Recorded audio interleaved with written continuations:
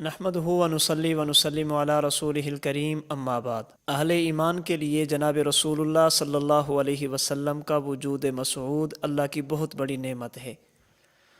حدیث مبارک میں جناب رسول اللہ صلی اللہ علیہ وسلم نے اپنے آپ کو امت کا والد قرار دیا۔ انما انا لکم بمنزلۃ الوالد اعلمکم او کما قال علیہ الصلاۃ والسلام۔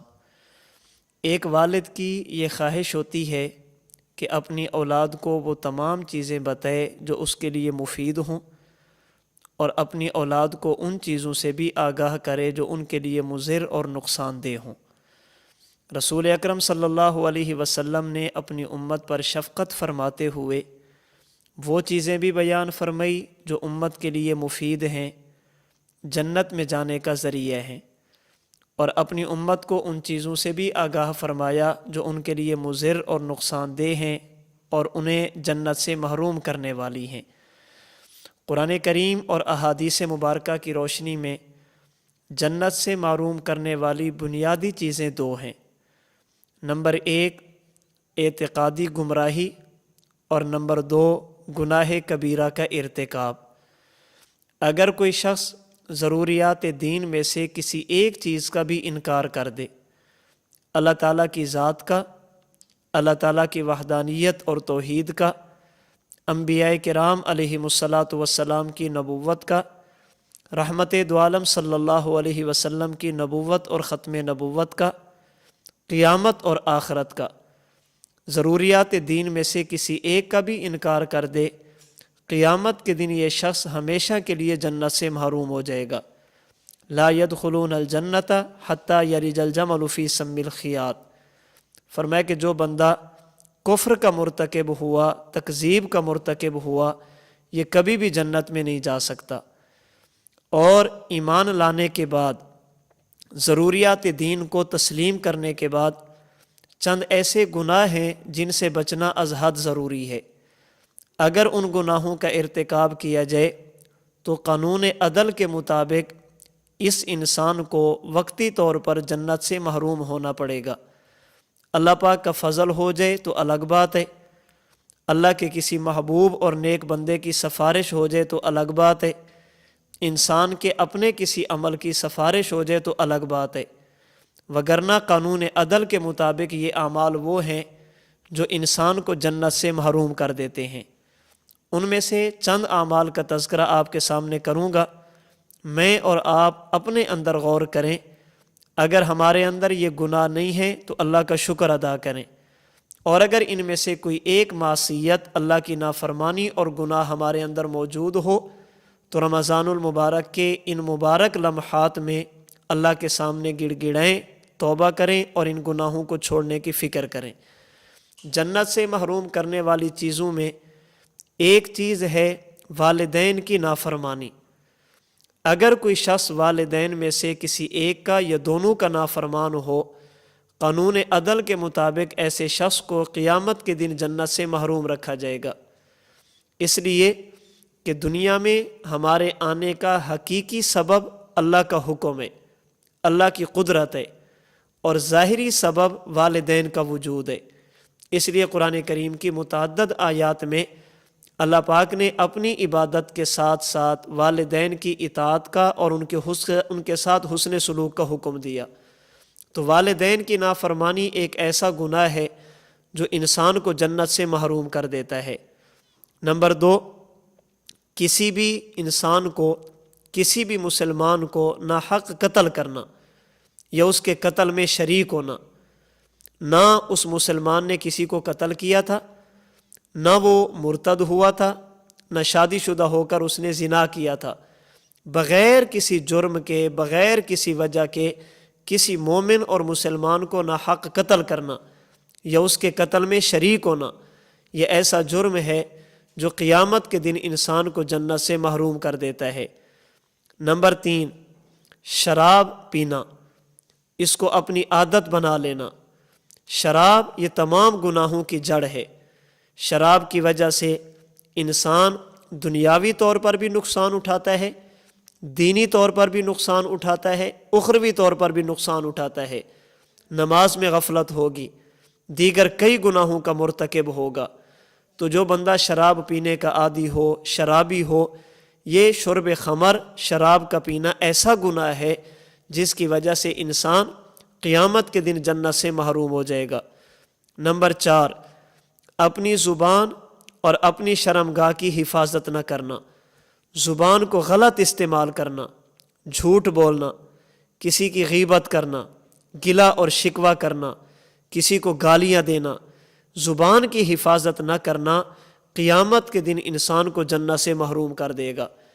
اسی طرح اپنی شرمگاہ اور عزت کی حفاظت نہ کرنا، زنا کرنا، لواطت کرنا، اسی طرح حلال طریقے چھوڑ کر حرام طریقے پر اپنی خواہش کو پورا کرنا، یہ شرمگاہ کی حفاظت نہ کرنا ایسا گناہ ہے جو قیامت کے دن انسان کو جنت سے محروم کر دے گا۔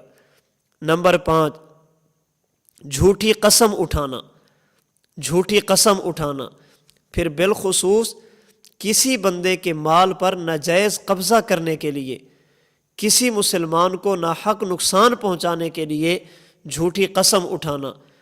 قسم جھوٹی اٹھانا ویسے بھی غلط ہے، گناہ ہے، اللہ کی نافرمانی ہے، لیکن پھر بالخصوص کسی مسلمان کے مال پر ناجائز قبضہ کرنے کے لیے، کسی کو نقصان پہنچانے کے لیے، تکلیف دینے کے لیے جھوٹی قسم اٹھانا، اس کا گناہ اور بڑھ جاتا ہے اور یہ قیامت کے دن انسان کو جنت سے محروم کر دے گا۔ نمبر 6، رشتہ داریوں کو توڑنا، قطع رحمی کرنا۔ وہ رشتے جو والد صاحب کی طرف سے ہیں، چچا، پھوپھی، ان کی اولاد، اور وہ رشتے جو والدہ صاحبہ کی طرف سے ہیں، امی جان کی طرف سے ہیں، خالہ، ماموں اور ان کی اولادیں، ان رشتہ داریوں کے ساتھ اچھا سلوک نہ کرنا، رشتہ داریوں کو ختم کرنا، چھوٹی چھوٹی بات پر یہ کہنا کہ ہمارا جینا مرنا ختم، میری موت کے بعد تم نے میرا جنازہ بھی نہیں پڑھنا، میرا منہ بھی نہیں دیکھنا، میری خوشی میں شریک نہیں ہونا، قطع رحمی کرنا، یہ ایسا گناہ ہے جو قیامت کے دن انسان کو جنت سے محروم کر دے گا۔ نمبر 7، رسول اللہ صلی اللہ علیہ وسلم کی طرف جان بوجھ کر جھوٹی بات منسوب کرنا۔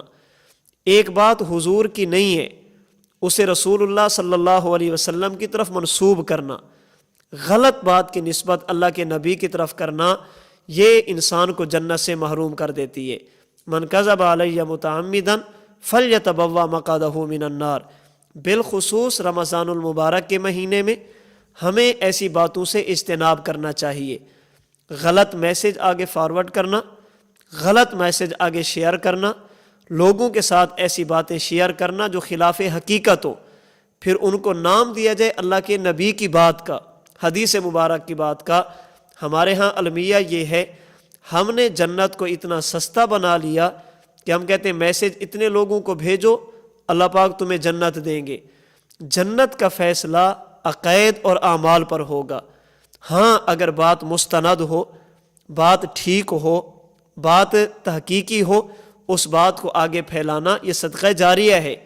بلغوا انی ولو آیا، خود حضور علیہ الصلوۃ والسلام نے ایسی باتوں کو آگے پھیلانے کا حکم دیا ہے، لیکن غلط باتوں کو جناب رسول اللہ صلی اللہ علیہ وسلم کی طرف منسوب کرنا، جھوٹی حدیثیں بیان کرنا، یہ انسان کو جنت سے محروم کر دیتا ہے۔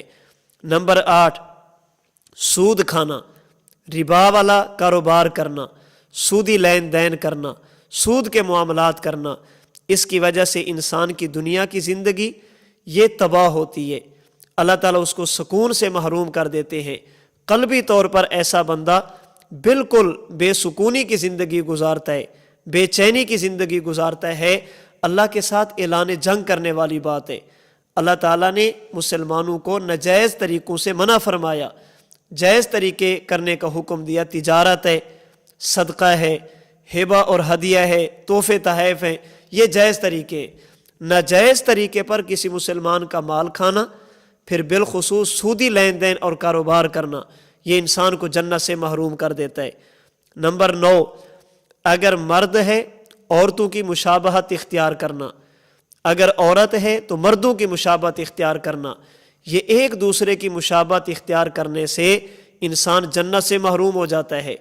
اس میں آج کل کتنی چیزیں پائی جاتی ہیں، مرد خواتین کے مشابہت اختیار کر رہے ہیں اور جو عورتیں ہیں وہ مردوں کی مشابہت اختیار کر رہے ہیں۔ بالخصوص اس کے اندر جو ایک بہت بڑا گناہ ہے جو ہمارے معاشرے میں پایا جاتا ہے، مردوں کے لیے شریعت میں حکم یہ ہے اپنی شلوار، اپنی چادر وغیرہ ٹخنوں سے اوپر رکھیں، ٹخنے ننگے رکھنا یہ شریعت کا حکم ہے۔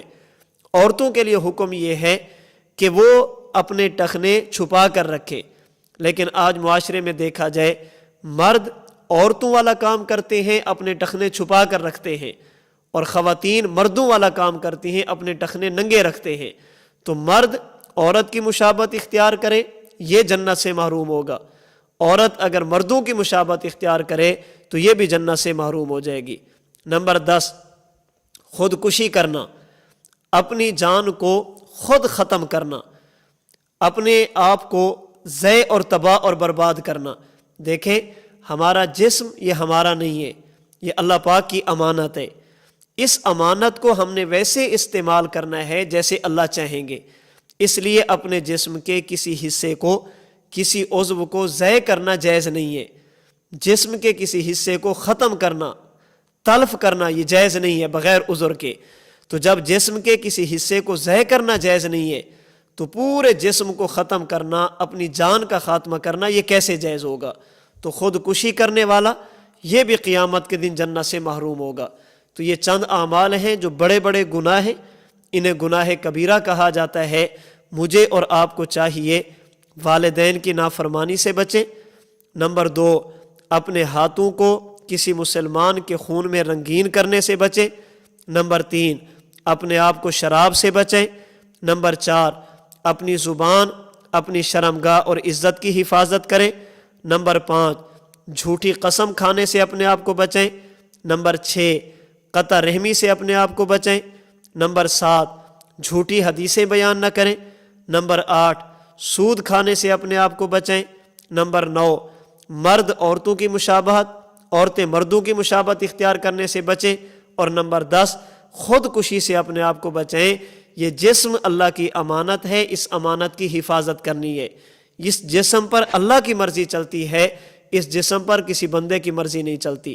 تو جناب رسول اللہ صلی اللہ علیہ وسلم نے مجھے اور آپ کو یہ چیزیں بتائی ہیں تاکہ میں اور آپ ان چیزوں سے اپنے آپ کو بچائیں، قیامت کے دن جہنم سے جانے سے بچ جائیں۔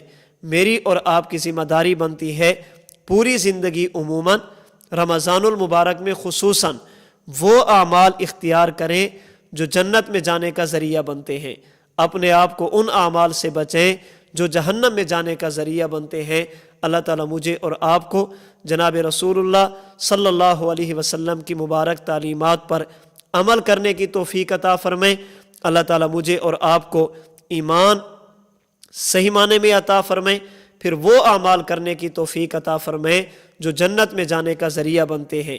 اللہ تعالیٰ کفر سے، شرک سے، اعتقادی گمراہی سے میری اور آپ کی حفاظت فرمائے، اور ان اعمال سے بھی میری اور آپ کی حفاظت فرمائے جو جنت سے محرومی کا ذریعہ بنتے ہیں۔ وآخر دعوانا ان الحمد للہ رب العالمین۔